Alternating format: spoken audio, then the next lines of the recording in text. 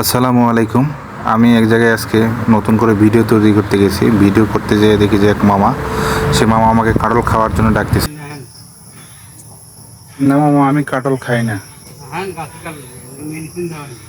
না মেডিসিন না, আমি এমনি কাটল খাই না। খান আপনি।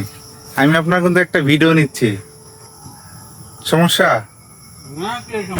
আমাকে মামাটা বললো যে নেন আপনি ভিডিও, কোনো সমস্যা না, ভিডিও। যাই হোক, মামাটা আমাকে কাটল খাওয়ার জন্য ডাকতেছে। মামাটা আমার সাথে খুবই আন্তরিক, খুবই ভালো ব্যবহার করছে। যদি ওই জায়গাটা ওনাদেরই, তো ওনাদের ওটা প্রায় 15 বিঘার মতো। ঢাকাতে 15 পাখি বলে।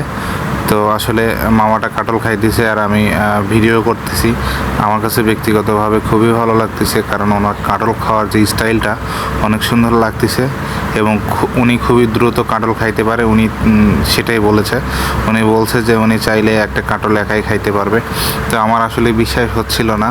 তো আমি দেখতেছিলাম যে আসলে দেখি আসলে উনি খাইতে পারে কি না, না উনি মিথ্যা কথা বলতেছে।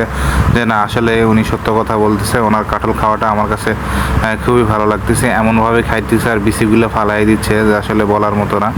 তো দেখলে আপনারা অবাক হয়ে যাবেন ওনার কাটল খাওয়ার যে স্পিড, অনেক স্পিড। এত স্পিডে কাঁঠাল খায় একটা মানুষ আমি আসলে কল্পনা করতে পারি না। উনি খুবই সুন্দর করে কাঁঠালগুলো খাচ্ছে এবং হাত দিয়েই কাঁঠাল একদম ভেঙে ফেললো। তো যাই হোক, যারা কাঁঠাল খায় তারাই শুধু বুঝতে পারে যে আসলে কিভাবে কাঁঠালটা খাইতে হয়।